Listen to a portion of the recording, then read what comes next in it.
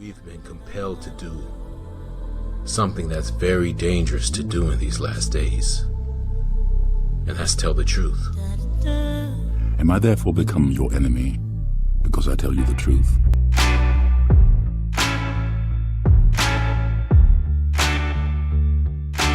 What makes up an economy? Well, lots of things. But for a long time, perhaps the most critical part of the US economy has been overshadowed. That's America's workers. Look at it this way. Over the past 40 years, workers have become 70% more productive at their jobs. In that time, the S&P 500 grew 7 times in value, and CEO pay went up 940%. But then there's the worker. In the last 40 years, hourly wages for the average worker rose by only 12%, while costs for healthcare, education, housing, and food have all gone up, and benefits for many are out of reach. The American worker on average is providing more value while earning less. There's an obvious disconnect here, one that's made much worse by systemic racism, gender bias, and rising inequality. Not to mention the pandemic, which has intensified and exposed these problems. This is the crisis of the worker, one faced by too many Americans. If we want to rebuild an economy that's truly strong, we need to change the way working Americans are valued and treated. That's why we developed the framework for inclusive capitalism.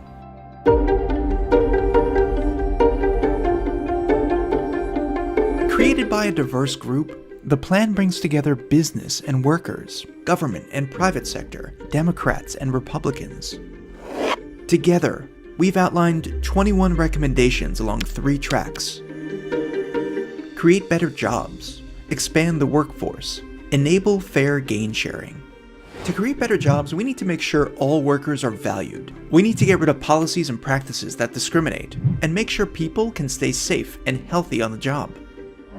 We can expand the workforce by investing in infrastructure, build up low-wage workers with training, and break down barriers that keep them from getting better jobs. And to enable fair gain sharing, we need to bring workers into the fold. Corporations should give them a stronger voice and engage workers on issues such as pay, benefits, and working conditions. This is just the beginning. Solving the crisis of the worker will re-energize our economy and put prosperity back in the hands of those that create it. It will make America more competitive and give all people a chance for a better, more equitable... Mr. Jones owned a cotton plantation and many slaves. One day he was talking to the owner of the plantation next to his, and Mr. Jones was lamenting the fact that times were tough. He was having to work his slaves harder than ever, and was having trouble with some of them being disobedient or trying to run away. The other plantation owner said he knew someone who could help. Day 1. One day, Mr. Jones called his slaves together so a man named Mr. Smith could talk to them. Before beginning, Mr. Smith whispered to Mr. Jones, "Whatever I say, do not contradict me or interfere, and I promise you your slave troubles will end." "My name is Mr. Smith," he said to the slaves, "and this may be the happiest day of your lives. From today forward, you will no longer be slaves, but free men." Mr. Jones was so shocked he started to step forward, but Mr. Smith gestured for him to remain silent. He did, only because the other plantation owner had spoken so highly of Mr. Smith's skills. "You are no longer the property of Mr. Jones," Mr. Smith continued. "You are free. No more would you be forced to labor for the benefit of Mr. Jones. Now you can work for yourselves." Now the slaves were all murmuring and looking at each other. Many were smiling, many were looking puzzled. "In fact, you are now free to leave the plantation whenever you want," Mr. Smith said. "However, since we are surrounded by other plantations, if you leave, some other plantation owner will likely claim you as his own the moment you set foot on his property. So I urge you not to risk your newfound freedom by doing something so foolish. Instead, I suggest that you stay here, no longer as slaves, but as willing participants and part owners of this plantation. Yes, this is now your plantation." Mr. Jones bit his tongue to keep from objecting. "For now, we might as well leave Mr. Jones in charge," said Mr. Smith, "since he is the only one with any experience at running a plantation, which is quite a complicated thing to manage. But he will no longer be your master, but just another worker on the plantation. In fact, he will now be using his organizational and management skills to serve you. Whatever problems you may have had with him before, you are now all equals, and you need each other to make this work. If we all cooperate and work together, we can all reap the benefits together. In honor of this happy occasion, I present you this new symbol of togetherness and cooperation, this flag, which shall be the emblem of the new, free Jones plantation. He held up the new flag, but most of those listening were still too amazed to respond. And this shall be our motto, Mr. Smith announced. We work together as free men for our mutual benefit, pledging our allegiance to the Jones plantation, which stands for prosperity, liberty, and justice for all. To celebrate, everyone has the rest of the day off. Enjoy your freedom, do as you please, and be back here tomorrow morning, bright and early, so that we may begin work on this great and noble new endeavor as equal free men. Finally convinced that Mr. Smith was serious, the former slaves applauded and cheered. Day 2. We all want this plantation to do well, Mr. Smith said at the beginning of the next meeting, so we can all share in the benefits. We all know that it takes a lot of effort to make a cotton plantation work. Just because you're all free doesn't mean you can stop working. In fact, since you're now working for yourselves, I expect you to work even harder than ever before, but now with pride and joy, knowing that you're working for yourselves. Of course, there still have to be rules. If everyone just does whatever he wants, the plantation won't produce anything. This experiment will fail, and we'll all starve. You should be thankful that Mr. Jones has agreed to stay on to lend his knowledge and skills to this endeavor, and I trust you will all do your own part to make this work. Several of you have been chosen to act as project supervisors to manage different aspects of the operation, to make sure everyone is doing his assigned job, to make sure that the rules are followed, and so on. The rest of you may head out to the fields to start your first day of work as free men. Day 3. The next morning, Mr. Smith had a grim expression on his face as the daily meeting began. I have an unpleasant duty to do today, he said. Yesterday, Charles was caught keeping some of the cotton he picked, presumably to sell for his own personal profit. That is against the rules. That is stealing. For that, Charles must be punished. 2 men tied Charles to the whipping post. I take no joy in this, Mr. Smith continued, but you must understand, if we do not maintain order, if we do not have rules that we all abide by, then the plantation will fail, and we will all suffer. The whip cracked against Charles' back. But if we all pitch in for the common good, then we can all prosper. Being free doesn't mean you should be selfish and greedy. We must each do our assigned duties and obey the rules, and then we can all benefit, and each of you will receive your appropriate share of the profits. A young man named Samuel stepped forward. But if you and Mr. Jones decide the rules and whip us if we disobey, how is that any different from what we had before? How can you say that? Mr. Smith asked. I'm shocked. You were a slave before, and now you're free. Things still need to be managed and organized by those best qualified to do so. Do you know how to run a plantation, Samuel? Well, no, he answered. But if we're free, why do we get no say in what the rules are and how things work? I'm surprised at your ingratitude, Mr. Smith answered. None of you know how a plantation is run, so you're in no position to be making decisions about how things are done here. You don't seem to appreciate all the things that Mr. Jones provides for you, from protecting you from all the outside threats that you know nothing about, those who would come here, capture and enslave you, if not for Mr. Jones' protection, to making sure that you all have food and housing, tools to work with, that you're cared for when sick and injured, and so on.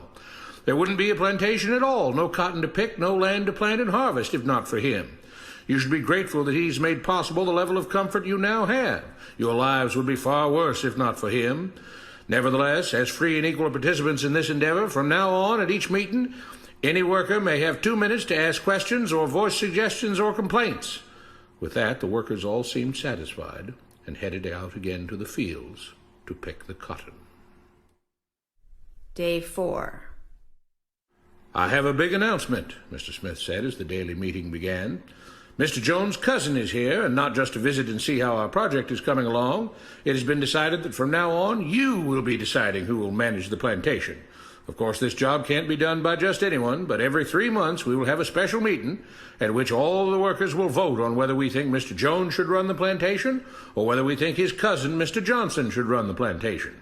That means that ultimately you are in charge because you will be deciding which man you want running things on your behalf. If you don't like the way things are being managed, you now have the power to change it. Amazed and pleased, the workers headed out again to the fields to pick the cotton. Days passed, months passed, a year passed, and the plantation continued to operate as before. Sometimes Mr. Jones was in charge, sometimes Mr. Johnson was in charge, but the day-to-day routine stayed exactly the same. The workers worked hard, long hours every day, and still had little to show for it. Every day the meeting would begin with them all reciting the Jones Plantation motto, "We work together as free men for our mutual benefit, pledging our allegiance to the Jones Plantation, which stands for prosperity, liberty, and justice for all." One day Mr. Smith announced, "Samuel is asked to say a few words this morning, and whatever the rest of us may think of his ideas and opinions, we are all free here, and that means we are all allowed to speak our minds. So, Samuel, you have 2 minutes. Begin." Samuel stepped forward, looking scared. "I was excited when all this started," he began, glancing nervously at Mr. Smith and Mr. Jones. "But don't you all see what's happened here? Nothing has changed. We're all still slaves." There were grumbles of disagreement from the crowd. "They tell us what to do and whip us if we don't. They still make all the rules and punish us if we disobey. They let us make suggestions and complain about things, but they never really change anything. They let us choose between Mr. Jones and Mr. Johnson, but what's the difference? The situation stays the same. We do all of the work and they take as much as they want and decide how much they'll let us keep. They live in luxury, made rich by the cotton we pick. We do all the work and have to build our own huts, grow our own food, and take care of ourselves. They leave us just enough that we don't revolt or run away. This is not freedom. We're all still slaves. They've only changed the words they use, but nothing else has changed. They say we're all free and equal, but we're not. They command and we obey. That's not freedom. That's not equality. They say we're free to leave, but all that means is that we're free to be someone else's slave. Why should we work or obey the rules? We didn't agree to this. They made the system. They forced it on us. They control and rob us and call it freedom. They've deceived you into thinking that being able to choose which slave master you'll work for is the same as being free. It's not. Open your eyes. If you keep what you produce, they call it stealing. When they take what you produce, they call it sharing and fair distribution. Can't you see that this is all? Your time is up, Samuel," Mr. Smith announced calmly. At his gesture, 2 supervisors grabbed Samuel by the arms and led him to the whipping post. "I'm sorry, Samuel, but you've broken the rules. There are rules against encouraging others not to work and encouraging others to break the rules. You're only hurting all of us with your discontentment and your complaining and your disobedience." The whip fell, and Samuel let out a grunt. "Without rules, without order, all would be lost. Without law, there would be chaos. We can't just behave as wild animals, each doing whatever he pleases. We must all follow the plan and all do our duty for the betterment of everyone. And those who do not must be punished." The whip fell again, and blood flowed freely from Samuel's back. "Samuel, it is you who are stealing from the others. When you don't do your assigned work, you are making more work for others. When you disobey the rules, it is you who are endangering the future of everyone else here. You are the thief. You are the criminal.